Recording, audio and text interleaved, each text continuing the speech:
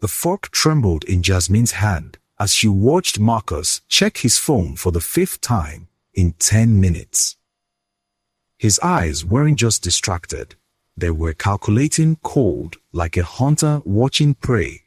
She'd met him on a dating app 3 weeks ago, and everything had seemed perfect until tonight.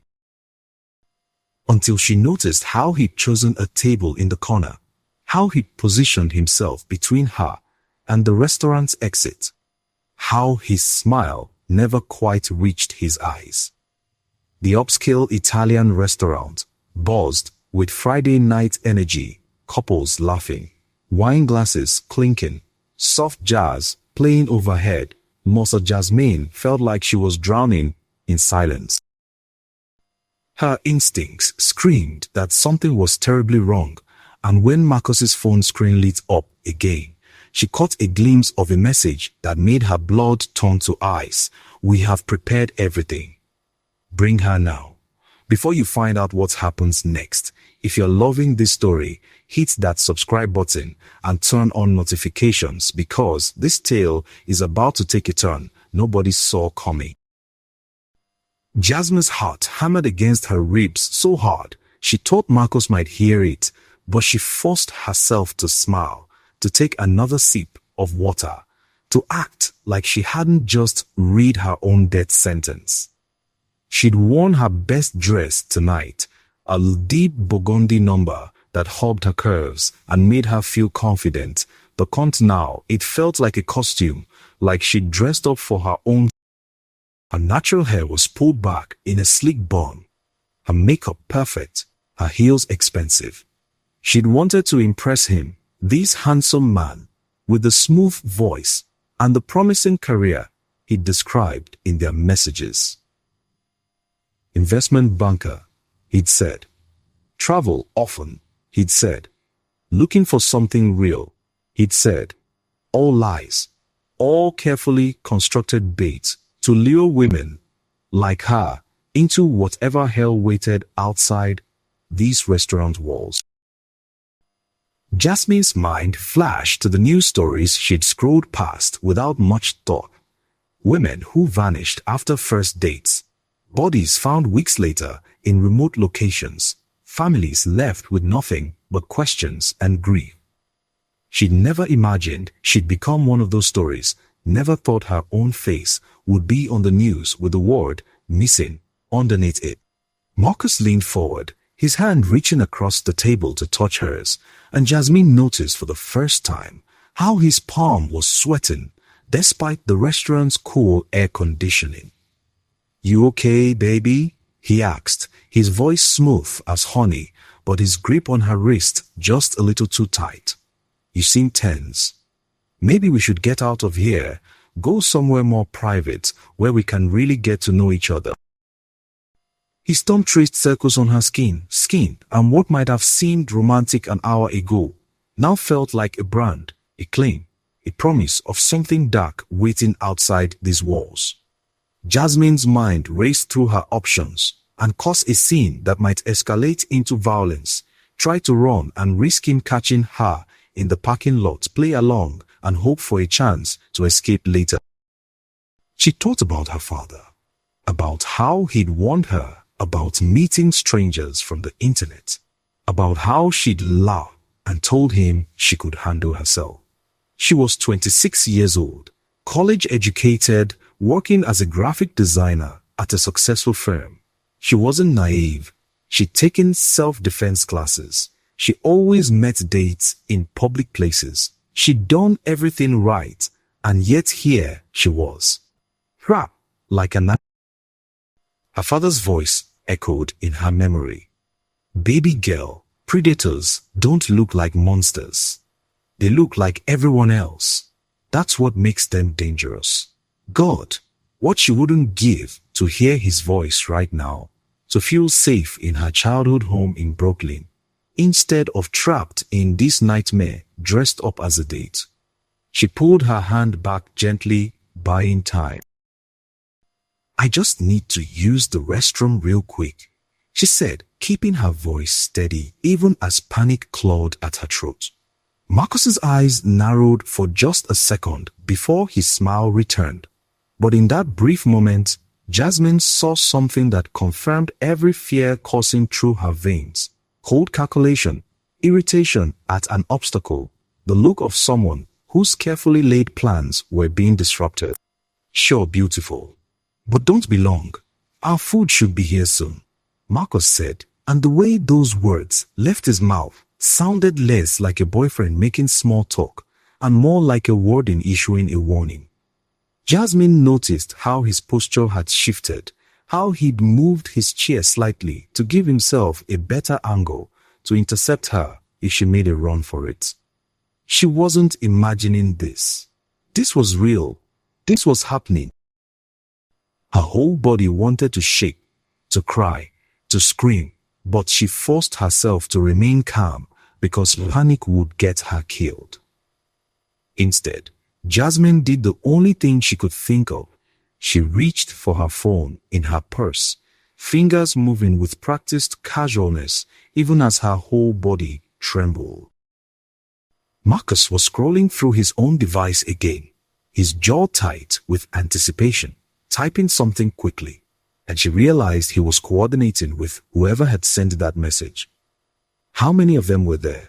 Were they outside right now, waiting in a van with no windows and zip ties and duct tape? That other women sat in this exact chair, smiled at this exact man, trusted him right up until the moment it was too late. The question spiraled through her mind as she unlocked her phone beneath the table, angling it so Marcus couldn't see the screen. She opened her messages and found her father's contact, her vision blurring with tears she refused to let fall. Robert Williams, retired NHOMPE detective. The man who taught her to trust her instincts, to never ignore that feeling in her gut that something was wrong. Her fingers shook so badly, she had to delete and retype 3 times. But finally, she managed to send the message that might save her life. Dad, this date feels wrong. Uptown Luigi's on 5th. Table in back corner. Guy's name is Marcus. If you don't hear from me in an hour, something bad happened. She hit send and immediately deleted the conversation from her recent messages, just in case Marcus grabbed her phone. The message showed as delivered, and Jasmine felt a tiny spark of hope in the crushing darkness of her terror. Above them, in the VIP section that overlooked the main dining room, a man who'd seen 1,000 deals go bad and 1,000 lies told watched the scene unfold with the trained eye of someone who'd built an empire on reading people. Kwon Ji-hoo hadn't planned on intervening in anyone's business tonight. He'd come to Luigi's to meet with his accountant about laundering money through the restaurant's books, a routine meeting that should have been boring and profitable. But something about the young black woman at the corner table had caught his attention 20 minutes ago.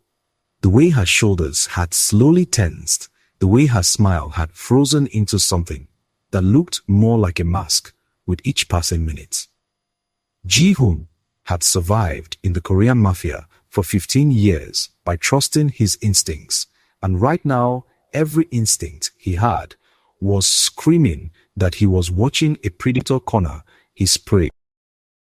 He set down his whiskey and leaned forward, his tattooed hands, sleeves of dragons and tigers and Korean script that told the story of every man he'd killed and every territory he'd claimed, gripping the balcony railing as he studied Marcus more carefully.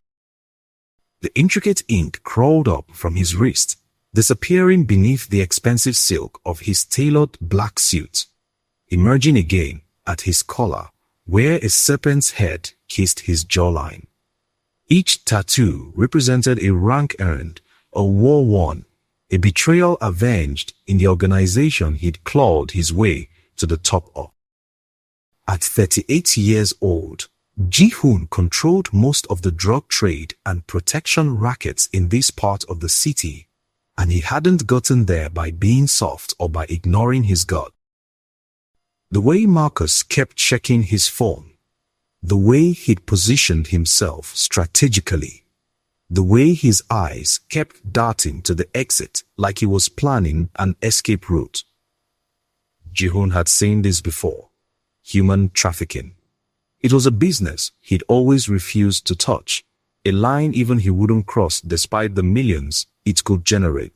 "Boss, you good?" his accountant asked, a nervous Korean man named Park who'd been in the middle of explaining some complicated tax shelter scheme.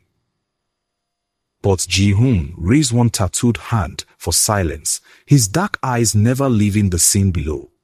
He watched as the woman, young, beautiful, clearly terrified, despite her attempts to hide it, pulled her phone out and typed something quickly before deleting it.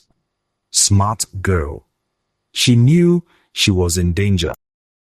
Ji-hoon's jaw clenched as Marcus suddenly stood up, his body language shifting from patient to urgent. The bastard had just received another message, and now he was moving to cut off any escape route the woman might take. "Park, call Dae-jung and Min-ho. Tell them to come inside, now." Ji-hoon's voice was quiet but carried the weight of absolute authority, the kind of tone that made men move without questioning.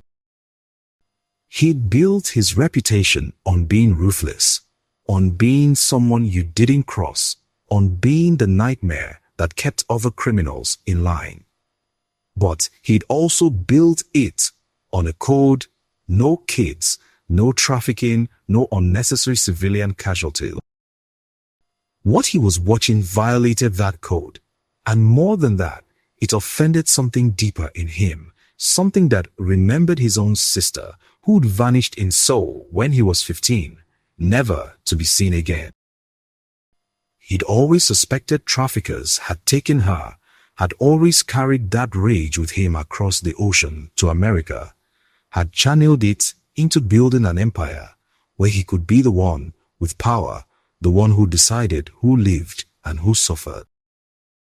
And right now, watching Marcus move toward that terrified woman like a snake, toward a cornered mouse, Ji-hoon decided that this man was going to suffer in ways he couldn't even imagine.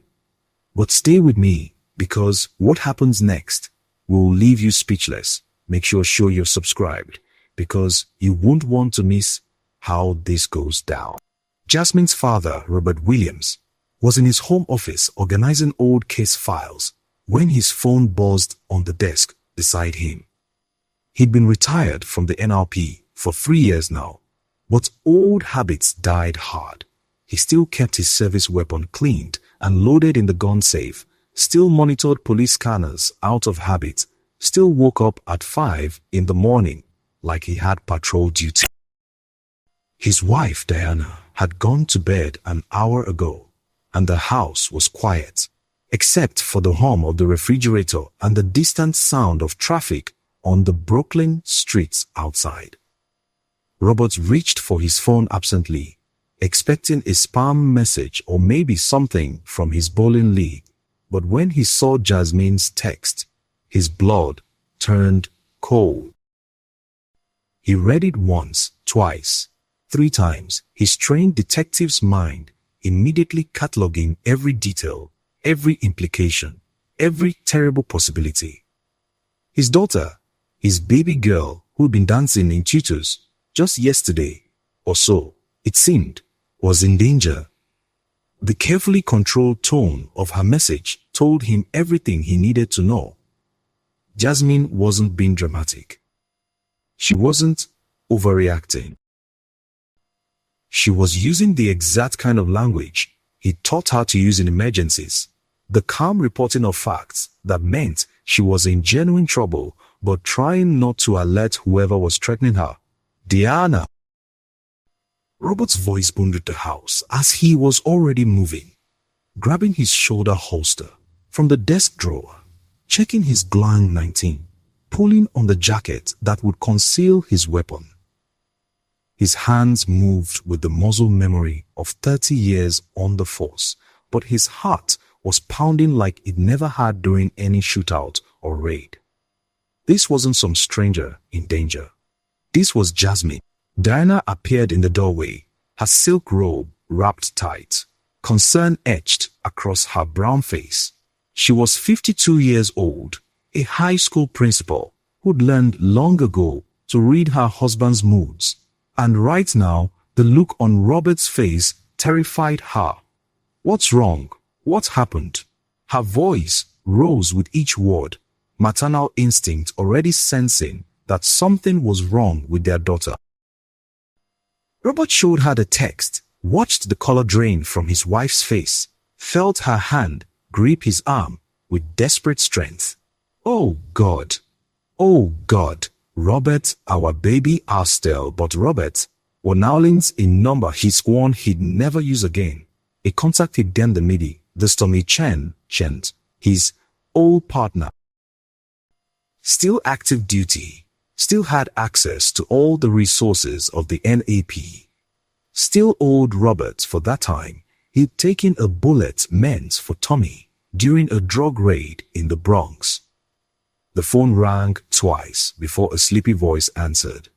Williams, it's almost midnight, man. This better be Hallery Robert Kumov. Tommy, I need everything you have on Uptown Luigi's on 5th Avenue right now. Security cameras, floor plans, exits, everything. And I need a tactical unit ready to roll in 10 minutes. There was a pause. Then Tommy's voice came back sharp and alert. What's going on? Robert's voice cracked, despite his attempts to stay professional. Jasmine's in trouble. Possible abduction in progress. I'm heading there now, but I need backup. He could hear Tommy already moving. Heard the rustle of clothes being thrown on. Heard a door slam. I'm on it. Don't do anything stupid, Robert. Wait for us. But Robert was already out the door, his wife's tears and protests fading behind him as he jumped into his Ford Explorer and bond rubber out of the driveway. Drive from Brooklyn to Manhattan should have taken 40 minutes at this time of night. But Robert made it in 25, running red lights and weaving through traffic like a madman, while his mind replayed every case he'd ever worked involving missing women. He'd seen what predators did to their victims. He'd photographed crime scenes that still haunted his dreams. He'd notified families that their daughters, sisters, mothers were never coming home. And now his own daughter was potentially facing that same fate, and the rage that filled him was unlike anything he'd ever experienced. His phone rang Tommy again. Got the intel. Luigi's has 6 cameras inside, 2 on the exits. I'm pulling the feed now. What does Jasmine look like tonight? What's she wearing? Robert realized he didn't know, felt a stab of guilt that he hadn't even asked about her date earlier when she'd mentioned it in passing. She's wearing, I don't know. Call her mother. Diana can tell you. But even as he said it, another thought occurred to him. Tommy, run the name Marcos through the system. Cross-reference with any sexual assault cases, abduction attempts, anything. This feels organized. There was Dyke Sliping on the other end. Then Tommy swore softly. Robert, I got 3 different guys named Marcos flagged in connection to a human trafficking ring we've been investigating. Korean and Russian mob involvement. They use dating apps to target professional women, take them to upscale restaurants to make them feel safe, then her appeal. He didn't need to finish. Robert's knuckles went white on the steering wheel. How fast can you get units to that restaurant? Tommy's voice was grim. Already rolling. ETA 12 minutes. But Robert, you can't go in there hot. If this is connected to who I think it is, these guys are dangerous. They're organized. They have resources. Robert laughed, a sound with no humor in it whatsoever. Tommy, I've got my peace, I've got 30 years of experience, and I've got a daughter who's counting on me. Dangerous doesn't begin to cover what I'm about to become. Marcus felt his phone vibrate in his pocket and checked it under the table, away from Jasmine's line of sight. The message from Victor made his pulse quicken with a mixture of anticipation and barely controlled excitement. Van is in position. Back alley. Crew ready. Bring her in 5 minutes. Everything was falling into place perfectly, just like the 11 times before. Marcus had refined his system to an art form over the past 8 months. Find attractive, successful black women on dating apps. Women who lived alone or far from family. Women who were ambitious enough to appreciate a man with money and status. He'd learned exactly what to say to make them feel special, how long to chat before suggesting a date, which restaurants to choose that had the right layout. Uptown Luigi's was perfect because the corner table was isolated. The staff was paid to look the other way, and the back exit led directly to an alley where his associates could have a van waiting. The girl never even made it to the parking lot in front. Clean, efficient, profitable. Each woman he delivered to Victor's operation was worth $50,000 to him. And after tonight's delivery, he would have enough saved to disappear to Costa Rica, buy a beach house, and live like a king. Jasmine was particularly valuable, young, beautiful, educated, no visible tattoos or scars. Victor had specifically requested women like her for his premium clients, the ones who paid extra for quality merchandise, as he'd so casually put it. Marcus felt no guilt whatsoever. These women were just products to him, no different than the counterfeit designer bags he used to move before discovering this far more lucrative trade. But something was off tonight. Jasmine had been acting strange for the past 10 minutes, more nervous than usual, and when she'd reached for her phone under the table, Marcus's trained eye had caught the movements. Had she texted someone? He studied her face, looking for tells, and saw the slight tremble in her hands, the way her breathing had become shallow, the micro-expression of fear she was trying so hard to hide. She suspected something. Marcus felt irritation flash through him. He'd been so careful, so smooth, and yet somehow this one had figured it out. No matter. Victor's crew was already in position, and even if she tried to scream or run, Marcus had a syringe in his jacket pocket, loaded with enough ketamine to drop her in seconds. He'd used it twice before on women who'd gotten difficult, and each time the restaurant staff had helped him carry the drunk girlfriend out to his car while other diners looked on with sympathy or disdain. People never intervened. They never wanted to get involved. That was the beautiful thing about modern society.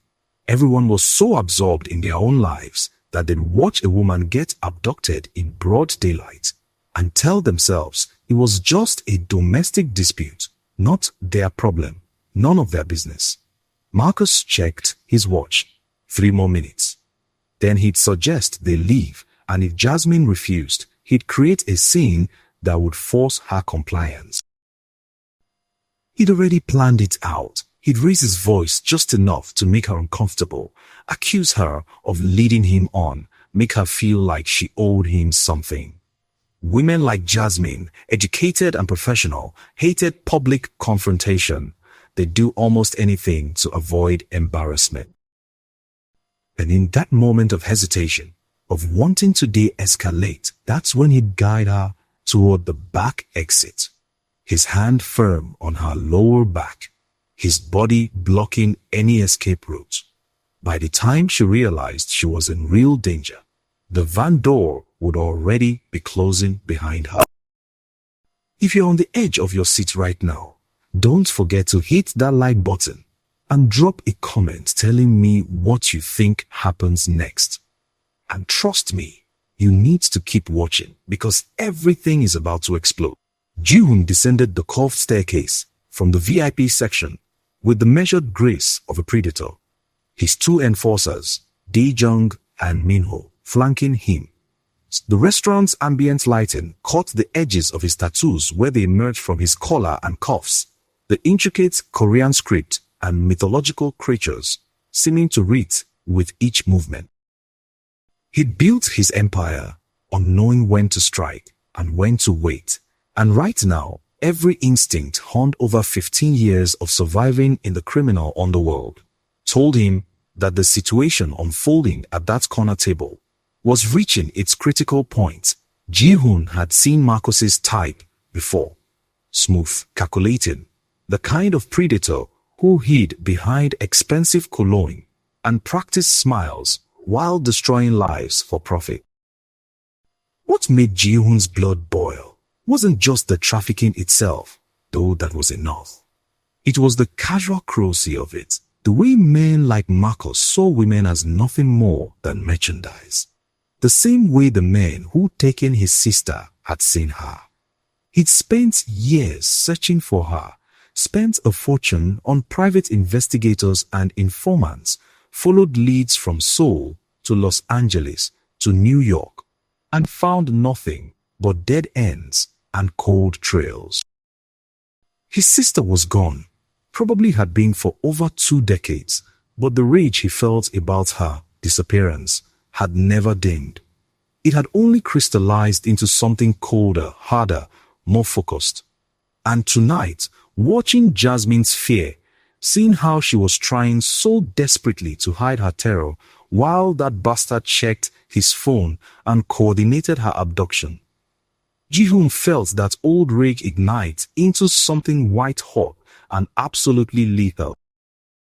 He caught the eye of Luigi himself, the restaurant's owner, who paid Ji-hoon 15,000 a month for protection and the privilege of staying in business.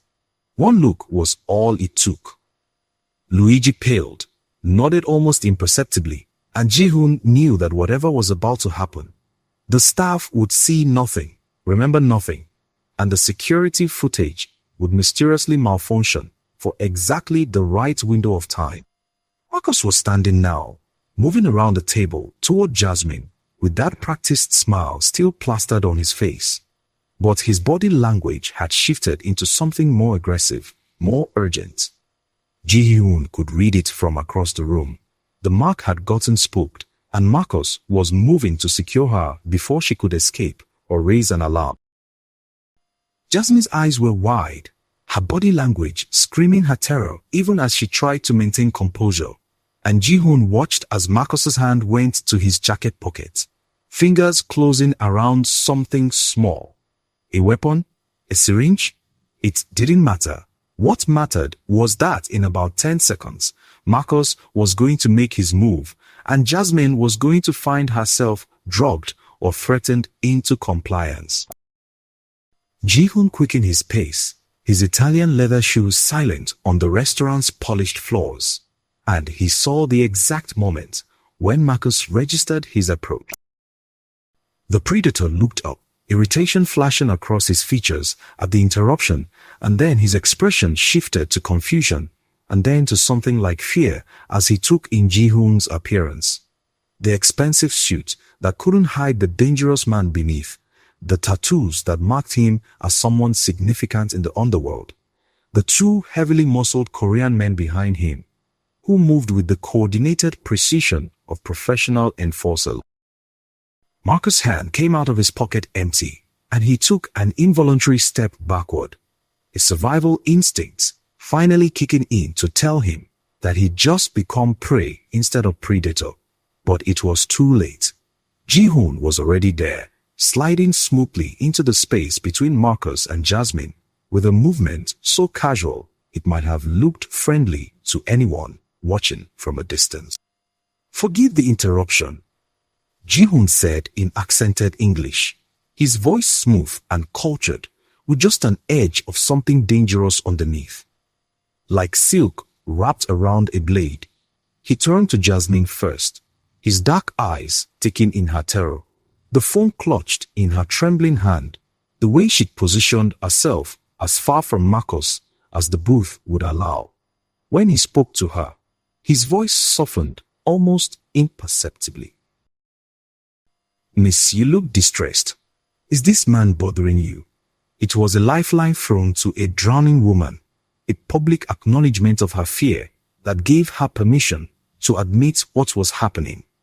Jasmine's eyes met his, and in that moment, Ji-hoon saw her make the calculation. This tattooed Korean stranger was dangerous, possibly as dangerous as Marcus, but right now he was offering her a way out. Her voice came out smaller than she'd intended, but clear enough. I don't feel safe. I want to leave."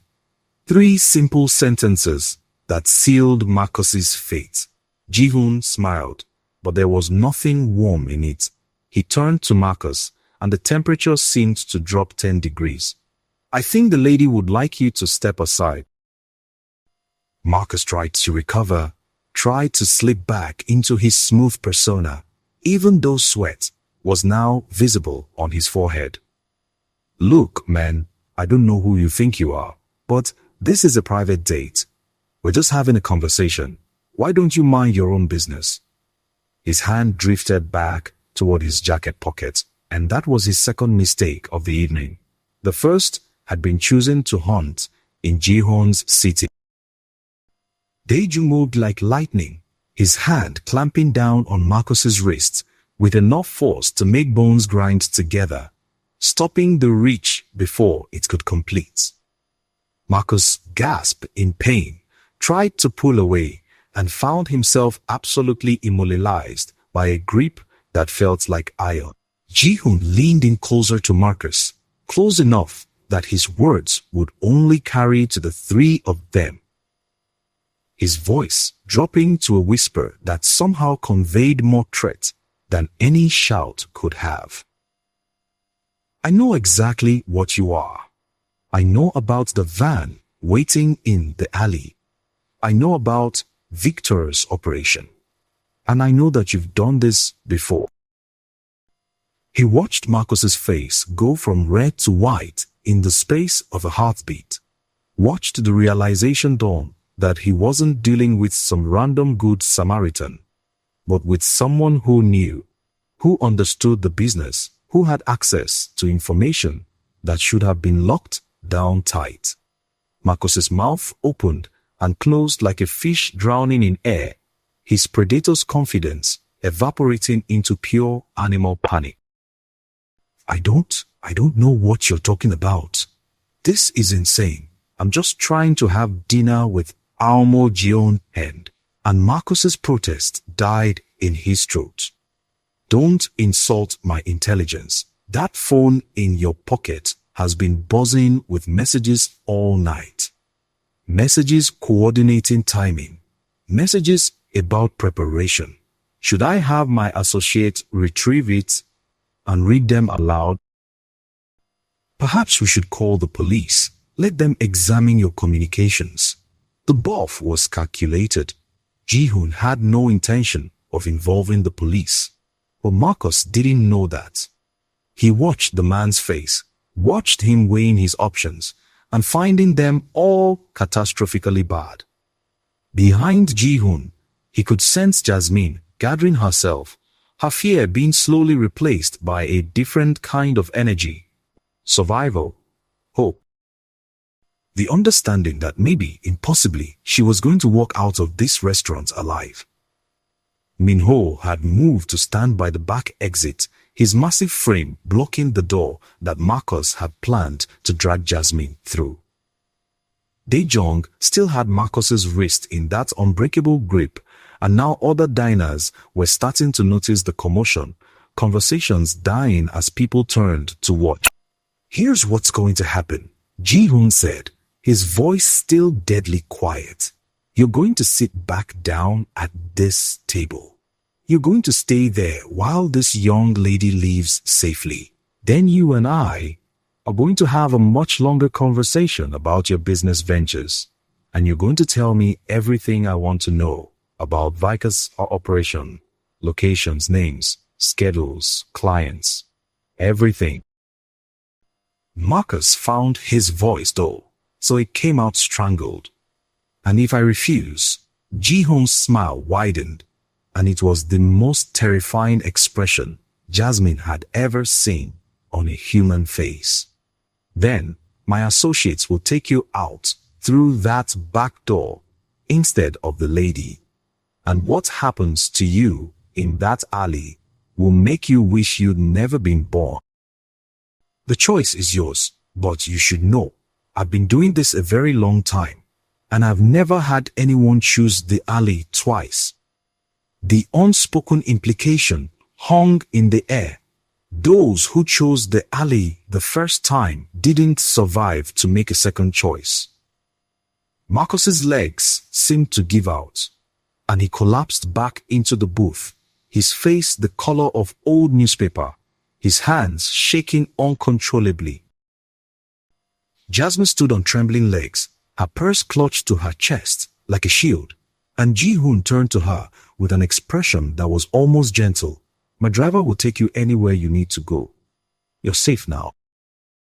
But before Jasmine could respond, the restaurant's front door burst open with enough force to rattle the windows, and Robert Williams came through like an avenging angel, his detective shield held high in one hand, and his other hand resting on the service weapon at his hip, his eyes scanning the room with professional precision until they locked onto his daughter standing by that corner table. And if you think this is intense, just wait until you see what happens when a retired cop and a mafia boss realize they are on the same side. Drop a comment right now with your prediction, because chapter 4 is going to blow your mind, and you absolutely need to stay subscribed for this. The restaurant erupted into chaos as Robert Williams stormed through the dining room, his shield catching the light, his entire body radiating the controlled fury of a father who just driven through hell to reach his daughter. Diana screamed, chairs scraped against floors as people scrambled away from what looked like an armed confrontation, and somewhere in the kitchen, dishes shattered as staff dove for cover. Robert's eyes locked onto Jasmine, cataloging her condition with the trained assessment of a 30-year veteran, standing conscious, no visible injuries, but traumatized and shaking. Relief flooded through him so powerfully, it almost brought him to his knees, but he forced himself to stay focused, to process the scene in front of him. His daughter was standing next to 3 Korean men, one of whom was covered in tattoos that marked him as serious organized crime. And there was a black man collapsed in the booth who looked like he'd just seen death itself. Robert's mind raced through possibilities, trying to understand what he'd walked into. Had his daughter been rescued, or had she stumbled from one danger into another? The tattooed Korean man, clearly the leader based on how the other two deferred to him, was watching Robert with calm, calculating eyes that showed no fear at the sight of a badge or a gun. That alone told Robert everything he needed to know about who he was dealing with. This wasn't some street-level thug. This was someone with power, someone who'd seen enough police to know exactly how to handle them. No, sir. Nobody moved. Robert's voice filled the restaurant with command authority, but his eyes never left Ji-hoon. Jasmine, get away from them. Come to me. Now. But Jasmine didn't move toward her father. Instead, she spoke in a voice that was stronger than Robert expected, given what she'd just been through. Dad, wait. It's not what you think. He saw, she gestured toward Ji-hoon. He just saved my life. That man in the booth was going to abduct me. There's a van waiting outside. He was going to drug me, and Asama, her voice broke, the reality of what had almost happened finally crashing through the adrenaline that had been holding her together. Robert's weapon was in his hand now, not pointed at anyone but ready, his eyes shifting between Ji-hoon and Marcus, processing this new information. Tommy Chen burst through the door behind him, 3 uniformed officers following, and suddenly the restaurant was flooded with law enforcement. Tommy took one look at the scene and swore under his breath. He recognized Ji-hoon immediately. They'd been trying to build a RICO case against him for 5 years with no success. And here he was, standing in the middle of Robert's family emergency. The coincidence was too perfect, too convenient, and Tommy's detective instincts screamed that there was more to this story than a simple Good Samaritan intervention. "Williams, what are we looking at?" Tommy asked, moving to flank his former partner while keeping his eyes on the Korean enforcers who positioned themselves protectively around their boss. Robert's jaw was tight, every muscle in his body coiled with tension, but his voice came out measured and professional. "The man in the booth, Marcus. My daughter says he was planning to abduct her. Says there's a van outside." Tommy immediately keyed his radio, directing the uniformed officers to secure the alley and locate the vehicle. And 2 of them moved quickly toward the back exit where Minho stood like a mountain. Minho didn't resist, simply stepped aside with his hands visible, his face expressionless. Tommy turned his attention to Marcus, who looked like he wanted to disappear into the leather booth, his eyes darting between the cops and Ji-hoon, like he was trying to calculate which threat was more immediate. "Sir, I'm going to need you to stand up slowly and put your hands where I can see them," Tommy said, his weapon now drawn and pointed at Marcus. For a moment, it looked like Marcus might refuse, might try to brazen it out or demand a lawyer. But then Ji-hoon spoke, his accented voice cutting through the tension like a knife. "Check his jacket pocket, left side. He was reaching for something when I intervened. I believe you'll find it interesting." Marcus's face went from white to gray, and Tommy nodded to one of the officers who carefully extracted a small leather case from Marcus's pocket. Inside was a syringe filled with clear liquid, and Tommy's expression hardened into something cold and professional. "Ketamine?" he asked, though it was more statement than question. Marcus finally found his voice, desperation making it crack. "I can explain. I'm diabetic. That's insulin." "This is all a misunderstanding. This crazy woman led me on, and when I asked her to leave with me, she freaked out, and these dogs attacked me.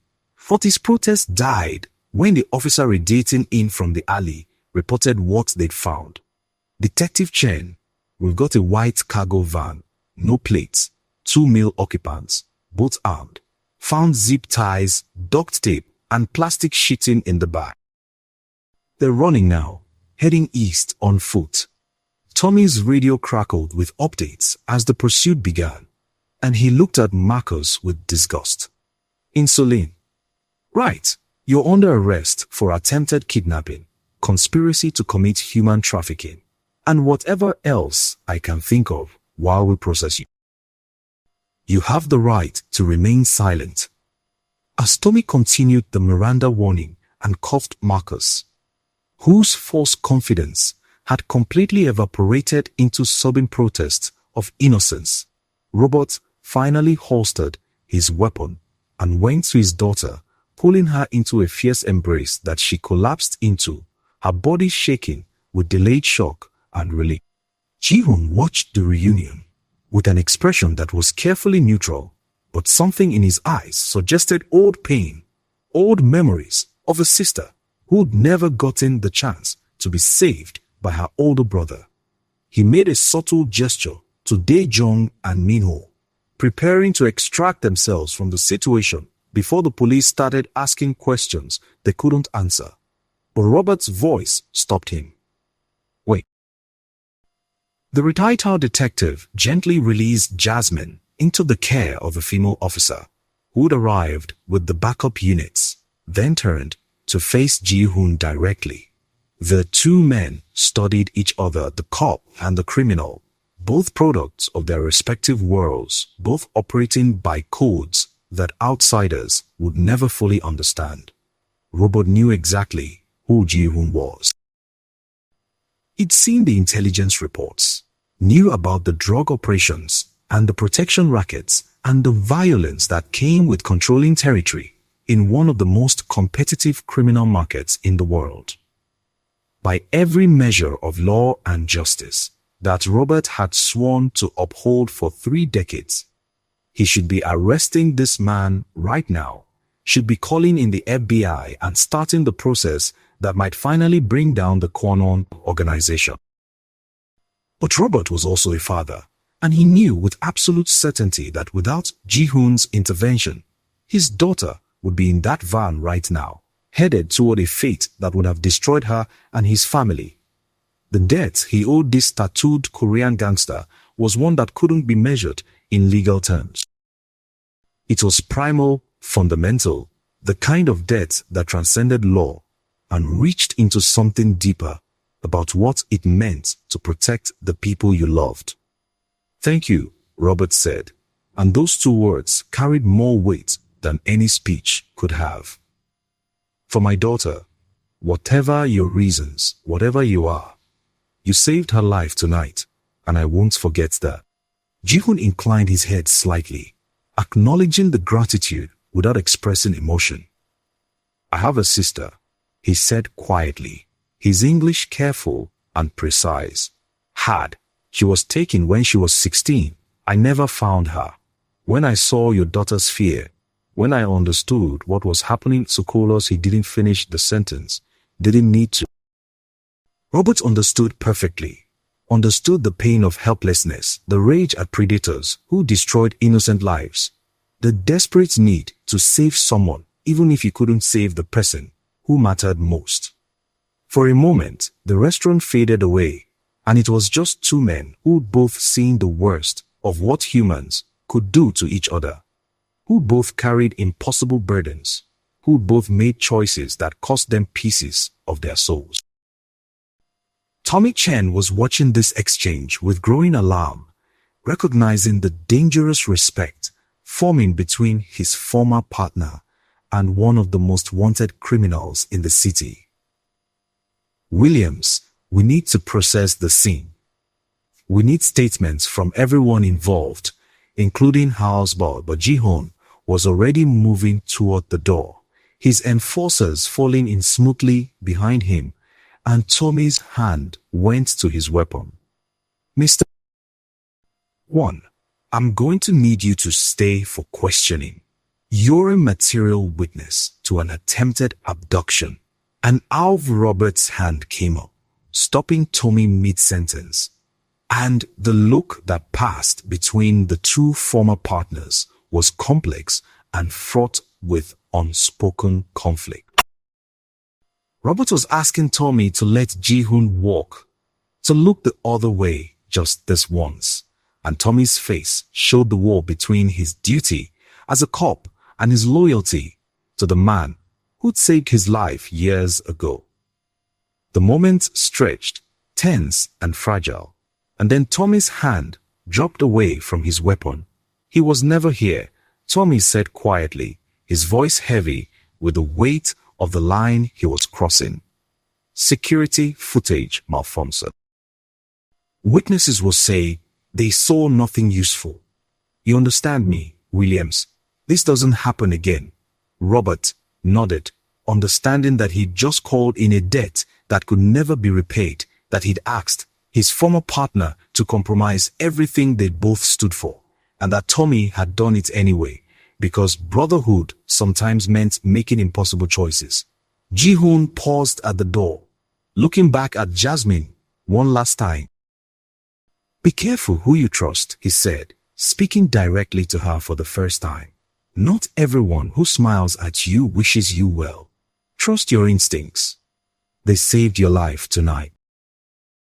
And then he was gone, disappearing into the New York night with his men, leaving behind the restaurants full of shocked diners, a traumatized young woman, a relieved father, and a criminal in handcuffs who was just beginning to understand how completely his life was about to be destroyed.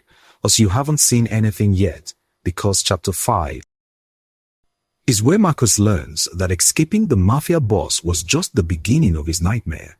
So make sure you hit that subscribe button and keep watching, because karma is about to be served cold. 6 months later, Marcus sat in his cell at Rikers Island, staring at the concrete walls that had become his entire world, and wondered for the 1000th time how everything had gone so catastrophically wrong. The trial had been a massacre. The prosecutors had built a case so airtight that his public defender had actually advised him to take a plea deal. But Marcus's arrogance had convinced him he could talk his way out of it like he talked his way out of everything else in his life. He'd been wrong. The jury had deliberated for less than 3 hours before returning guilty verdicts on all counts: attempted conspiracy to commit human trafficking, possession of controlled substances with intent to distribute, and a dozen other charges that had been added as the investigation expanded. The van they'd found in the alley had belonged to Victor's organization, and when the 2 men inside had been arrested, they'd rolled on Marcus immediately, giving up details about the entire operation in exchange for reduced sentences. Marcus had gone from predator to prey in the span of a single night, and the 15-year sentence the judge had handed down felt like a death sentence for someone who'd always believed he was too smart, too careful, too clever to ever face consequences. But the legal punishment was only the beginning of his nightmare. The real terror had started 3 weeks into his incarceration, when he'd been approached in the prison yard by a Korean inmate covered in tattoos that Marcus had learned to recognize as markers of serious organized crime affiliation. The man had smiled at Marcus with all the warmth of a shark eyeing wounded prey and delivered a message that had made Marcus's blood turn to ice. "Ji-hoon hasn't forgotten about you. He wanted me to tell you that you're going to spend every single day of your sentence paying for what you tried to do. Welcome to hell." Since that day, Marcus's life had become an endless cycle of psychological tortures orchestrated with precision that could only come from someone with serious resources and influence inside the prison system. His cell had been randomly reassigned 4 times, each new cellmate worse than the last violent offenders who'd been paid or threatened into making Marcus's existence miserable without killing him, because death would have been too merciful. His commissary privileges were constantly revoked for violations he didn't commit. His mail was lost or destroyed before he could read it. Guards who were on Ji-hoon's payroll made sure that Marcus was assigned to the worst work details, that he was never included in recreational activities, that he was kept in administrative segregation for weeks at a time for his protection, which really meant solitary confinement that slowly eroded his sanity. The isolation was the worst part. 23 hours a day in a cell barely bigger than a closet, with nothing but his thoughts and his regrets and the growing understanding that this was his life now, that there would be no early parole, no escape, no mercy. Marcus had always been someone who prided himself on his intelligence, his ability to manipulate and control situations, but prison had stripped away all his illusions about who he really was. He was nobody. He was nothing. He was a cautionary tale being written in real time, and the author was a Korean mafia boss who decided that 15 years in prison wasn't enough punishment for trying to abduct an innocent woman. The other inmates knew Marcus was marked, and that made him untouchable in the worst way. No one would associate with him. No one would trade with him. No one would even acknowledge his existence because doing so might bring Ji-hoon's attention to them. Marcus existed in a social vacuum, completely alone despite being surrounded by hundreds of other prisoners, and the isolation was breaking him in ways that physical violence never could. The nightmares had started around month 3. Every night, Marcus would close his eyes and see Jasmine's face, see the fear in her eyes when she'd realized what he was planning, and then the scene would shift and morph into something worse. He'd dream about all the other women he'd delivered to Victor's operation, would see their faces as they'd realized the trap they were in, would hear their screams and pleas and desperate bargaining. Women whose names he'd never bothered to learn, whose lives he'd destroyed without a second thought, whose fates he'd never considered, because they'd just been products to him, merchandise that generated $50,000 per delivery. In his dreams, they all had Jasmine's face, and they all asked him the same question. Why did you do that? Marcus would wake up sweating and shaking, his heart pounding, and find no relief in consciousness, because his waking reality was just another kind of nightmare. The guilt he felt surprised him. He'd never thought of himself as someone with a conscience, had always believed that empathy was a weakness that successful people couldn't afford. But stripped of all his defenses, all his rationalizations, all his carefully constructed self-image, Marcus was forced to confront what he really was. A predator who destroyed lives for profit, a coward who targeted vulnerable women because they were easier than building a legitimate life, a monster who'd convinced himself that his victims weren't really people because acknowledging their humanity would have made what he was doing unbearable. The realization of what he'd become, what he'd always been underneath the expensive clothes and smooth talk, was almost worse than the prison sentence itself. He'd sold his soul for beach house dreams that would never materialize, had traded any chance at redemption for money he'd never get to spend, and now he had nothing but years and years to sit in a cell and remember every crime, every victim, every choice that had led him to this moment. Meanwhile, outside the prison walls, Jasmine was rebuilding her life piece by piece, though the process was slower and harder than she had ever imagined it would be. The first 2 months after that night at Luigi's had been the darkest period of her existence. She'd quit her job because she couldn't concentrate, couldn't trust herself to be alone, couldn't function in a normal work environment when every man who spoke to her might be another Marcus, waiting for an opportunity.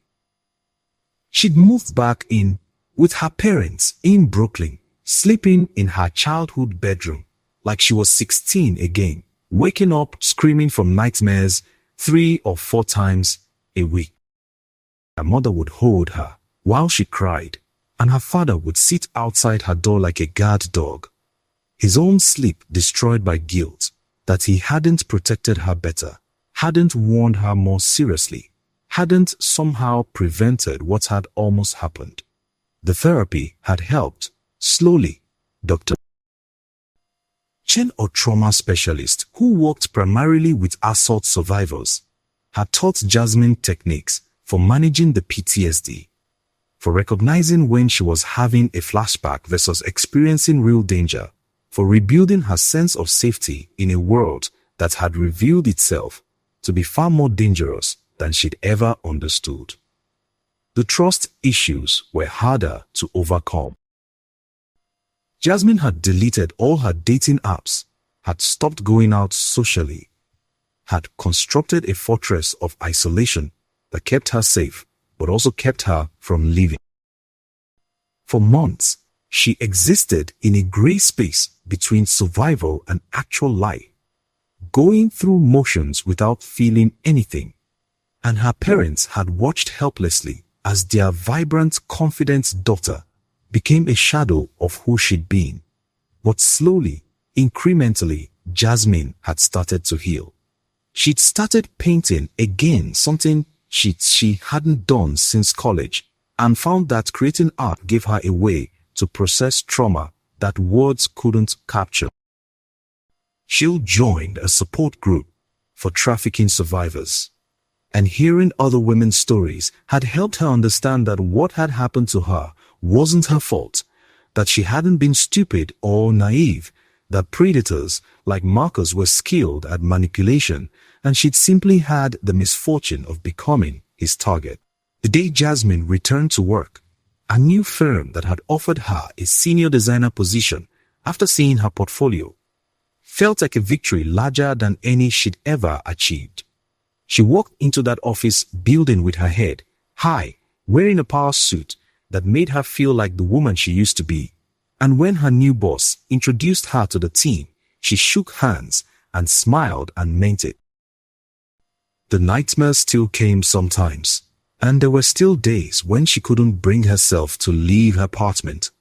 But they were becoming less frequent, and Jasmine was learning to recognize her own strength. She'd survived something that would have broken many people, had stared into the abyss of human evil, and come back from it, and that knowledge gave her a core of steel that nothing could bend. Her father had told her about the plea deals Victor's men had made, about how the entire trafficking ring had been dismantled in the investigation that followed Marcus's arrest, about how the FBI estimated that at least 15 women had been saved because Jasmine's case had blown the operation wide open. That knowledge helped, knowing that her trauma had resulted in something positive, that other women wouldn't suffer because she'd been brave enough to testify, that Marcus and his associates would spend decades in prison paying for their crimes.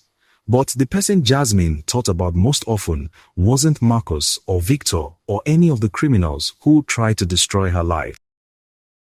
It was Ji-hoon, the tattooed Korean Mafia boss who'd stepped in when no one else had, who'd seen her fear and acted without hesitation, who probably saved her life and then disappeared into the night like some kind of criminal guardian angel.